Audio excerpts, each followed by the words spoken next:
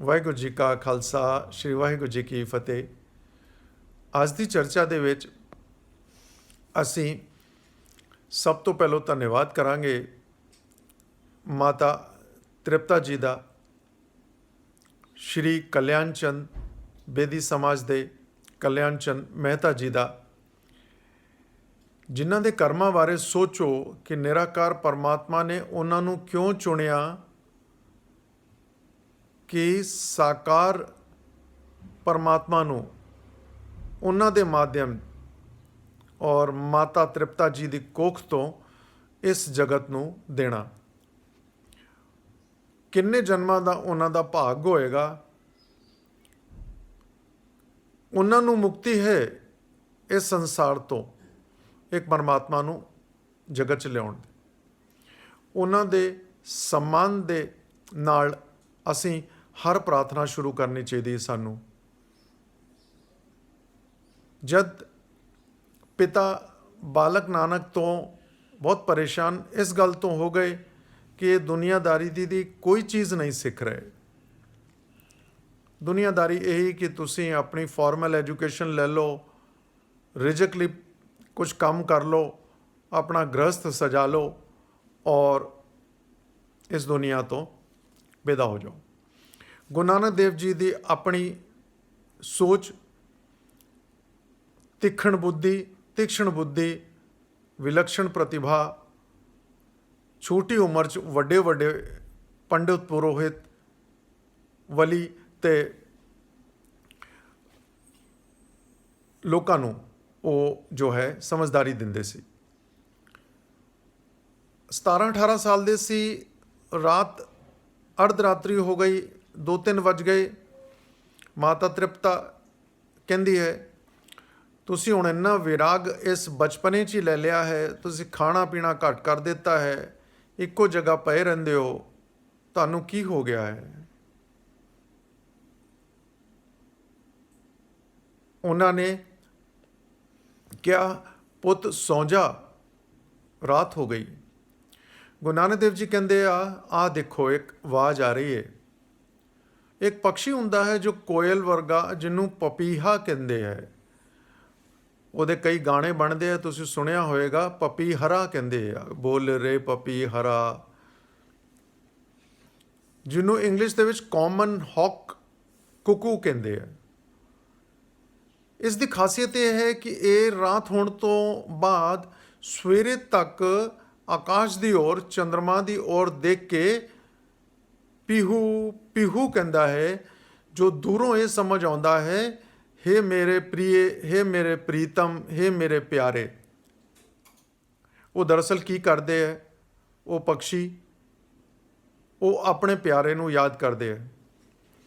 ਔਰ ਇਹ ਵੀ ਦੇਖਿਆ ਗਿਆ, ਇਹ ਵੀ ਇਤਿਹਾਸ ਕਹਿੰਦਾ ਹੈ, ਪਪੀਹਾ ਇੱਕ ਐਸਾ ਪੰਛੀ ਹੈ ਜੋ ਕਿਸੇ ਨਦੀ, ਨਾਲੇ, ਤਲਾਬ, ਸਮੁੰਦਰ ਦਾ ਪਾਣੀ ਨਹੀਂ ਪੀਂਦਾ, ਚਾਹੇ ਪਿਆਸਾ ਮਰ ਜਾਏ।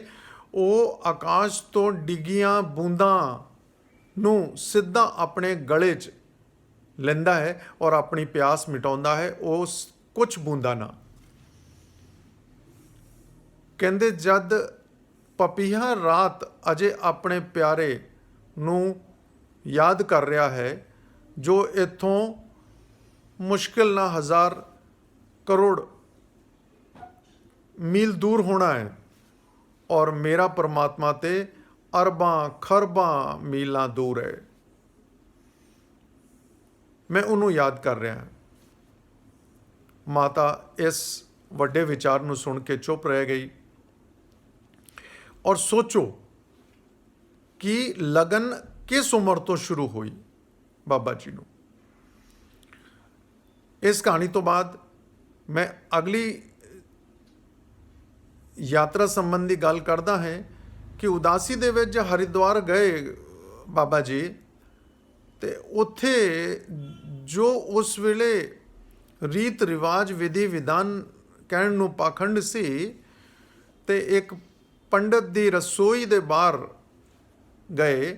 ਉਹਨਾਂ ਨੇ ਦੇਖਿਆ, ਉਹਨਾਂ ਨੇ ਬਾਹਰ ਇੱਕ ਐਸੀ ਰੇਖਾ ਖਿੱਚੀ ਹੈ, ਲਾਈਨ ਖਿੱਚੀ ਹੈ, ਇਸ ਤੋਂ ਗਾਂਹ ਤੁਸੀਂ ਨਹੀਂ ਆ ਸਕਦੇ, मेरी रसोई अपवित्र हो जाएगी। गुरु नानक देव जी ने उस तो ਗਾਂਹ ਇੱਕ ਪੈਰ ਰੱਖ ਲਿਆ। ਉਹਨਾਂ ਨੇ ਉਹਨਾਂ ਨੂੰ ਬਹੁਤ ਬੁਰਾ ਕਿਹਾ, ਉਹ ਕਿਹਾ ਤੁਸੀਂ ਮੇਰੀ ਰਸੋਈ ਜਿਹਦੇ ਵਿੱਚ ਮੈਂ ਭੋਜਨ ਬਣਾਉਣਾ ਸੀ ਉਸ ਨੂੰ ਅਪਵਿੱਤਰ ਕਰ ਦਿੱਤਾ, ਭ੍ਰਸ਼ਟ ਕਰ ਦਿੱਤਾ। ਗੁਰੂ ਨਾਨਕ ਦੇਵ ਜੀ ਨੇ ਜਵਾਬ ਦਿੱਤਾ, ਤੁਹਾਡੀ ਰਸੋਈ ਤੇ ਪਹਿਲੋਂ ਹੀ ਅਪਵਿੱਤਰ ਹੈ। ਤੁਹਾਡੇ ਮਨ ਦੇ ਵਿੱਚ ਛਾਏ ਵਿਚਾਰ ਜਿਹਨੂੰ ਤੁਸੀਂ ਨੀਚ ਜਾਤੀ ਕਹਿੰਦੇ ਹੋ, ਵੈਸੇ ਵਿਚਾਰ ਤੁਹਾਡੇ ਅੰਦਰ, ਤੁਹਾਡੇ ਗਲਤ ਵਿਚਾਰ, ਤੁਹਾਡੇ ਗਲਤ ਕਰਮ,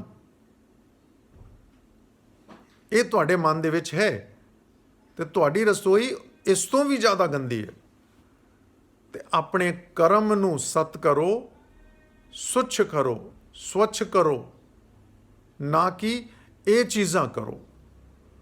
ਤੇ ਮਨ ਸੁੱਚਾ ਹੈ ਅਗਰ, ਤੇ ਤੁਹਾਡੀ ਇਹ ਸੁੱਚਤਾ ਰਹੇਗੀ ਕਿ ਕਿਸੇ ਅਜਨਬੀ ਦੇ ਅਗਰ ਇੱਕ ਪੈਰ ਪੈਂਦਾ ਹੈ ਤੇ ਤੁਹਾਡੀ ਰਸੋਈ ਅਪਵਿੱਤਰ ਹੋ ਜਾਏਗੀ। ਬਹੁਤ ਵੱਡੀ ਗੱਲ ਹੈ, ਇਹ ਬਹੁਤ ਵੱਡੀ ਗੱਲ ਹੈ। ਗੁਰੂ ਨਾਨਕ ਦੇਵ ਜੀ, ਬਾਲਕ ਨਾਨਕ ਜਦ ਖਾਣਾ ਪੀਣਾ ਛੱਡ ਚੁੱਕੇ ਸੀ, ਇਹ ਤੀਸਰੀ ਘਟਨਾ ਹੈ, ਤੇ ਮਾਤਾ ਔਰ ਪਿਤਾ ਬਹੁਤ ਪਰੇਸ਼ਾਨ ਹੋਏ। ਉਹਨਾਂ ਨੇ ਇੱਕ ਵੈਦ, ਇੱਕ ਡਾਕਟਰ ਨੂੰ ਬੁਲਾਇਆ ਔਰ ਕਿਹਾ ਕਿ ਦੇਖੋ ਇਹਨਾਂ ਤੇ ਕੋਈ ਛਾਇਆ ਤਾਂ ਨਹੀਂ ਹੈ, ਕੋਈ ਐਸੀ ਜਿਹਨੂੰ ਤੰਤਰ ਮੰਤਰ ਔਰ ਉਸ ਵੇਲੇ ਦੀ ਚੀਜ਼ਾਂ ਕਹਿੰਦੇ ਸੀ ਉਹ ਤਾਂ ਨਹੀਂ ਹੈ।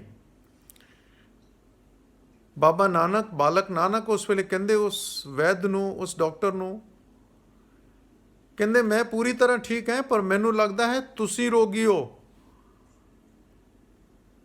ਇੰਨੀ ਛੋਟੀ ਉਮਰ ਦੇ ਵਿੱਚ ਇੰਨੀ ਵੱਡੀ ਗੱਲਾਂ। ਉਹ ਡਾਕਟਰ ਕਹਿੰਦੇ ਮੈਨੂੰ ਕੀ ਹੋਇਆ ਹੈ, ਮੈਂ ਤਾਂ ਪੂਰੀ ਤਰ੍ਹਾਂ ਸਵਸਥ ਹਾਂ। ਉਹ ਕਹਿੰਦੇ ਮੈਂ ਵੀ ਸਵਸਥ ਹਾਂ। ਕਹਿੰਦੇ ਤੁਸੀਂ ਖਾਂਦੇ ਨਹੀਂ ਹੋ, ਪੀਂਦੇ ਨਹੀਂ ਹੋ, ਸੌਂਦੇ ਨਹੀਂ ਹੋ। ਕਹਿੰਦੇ ਮੈਨੂੰ ਕੋਈ ਫਰਕ ਨਹੀਂ ਪੈਂਦਾ, ਮੈਂ ਅਤੀ ਸਵਸਥ ਹਾਂ, ਮੈਂ ਪਰਮਾਤਮਾ ਦੇ ਵਿੱਚ ਲੀਨ ਹਾਂ। ਮੈਨੂੰ ਇਹ ਚੀਜ਼ਾਂ ਬਹੁਤ ਤੁੱਛ ਔਰ ਬਹੁਤ ਛੋਟੀਆਂ ਨਜ਼ਰ ਆਉਂਦੀਆਂ।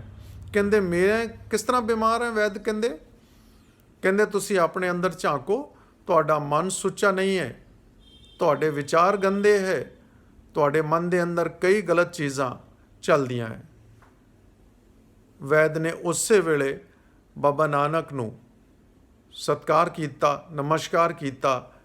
ਜਿਸ ਤਰ੍ਹਾਂ ਇਸ ਤੋਂ ਪਹਿਲਾਂ ਕਈ ਪੰਡਤ, ਕਈ ਸ਼ਿਕਸ਼ਕ ਸਾਰਿਆਂ ਨੂੰ ਉਹ ਸਿੱਖਿਆ ਦੇ ਕੇ ਚੁੱਪ ਕਰਾ ਚੁੱਕੇ ਸੀ, ਇਸ ਤਰ੍ਹਾਂ ਉਹ ਵੈਦ ਵੀ ਕਹਿੰਦੇ ਆਪ ਜੀ ਦਾ ਬਾਲਕ ਬਹੁਤ ਹੀ ਜਗ ਦੇ ਵਿੱਚ ਪ੍ਰਕਾਸ਼ ਫੈਲਾਏਗਾ। ਇਹ ਬਾਲਕ ਦੀ ਬੁੱਧੀ ਬਹੁਤ ਜ਼ਿਆਦਾ ਅੱਛੀ ਹੈ। ਅੱਜ ਦੀ ਚਰਚਾ 'ਚ ਇੰਨਾ ਹੀ। ਸੁਣਨ ਲਈ ਬਹੁਤ ਬਹੁਤ ਧੰਨਵਾਦ। ਆਪਣੇ ਬੱਚਿਆਂ ਨੂੰ ਜ਼ਰੂਰ ਸੁਣਾਉਣਾ ਹੈ, ਇਸ ਕਰਕੇ ਛੋਟੇ ਛੋਟੇ ਵੀਡੀਓ ਪਾਉਣ ਦੀ ਵੀਰ ਕੋਸ਼ਿਸ਼ ਕਰਦਾ ਹੈ। ਵਾਹਿਗੁਰੂ ਜੀ ਕਾ ਖਾਲਸਾ, ਸ਼੍ਰੀ ਵਾਹਿਗੁਰੂ ਜੀ ਕੀ ਫਤਿਹ।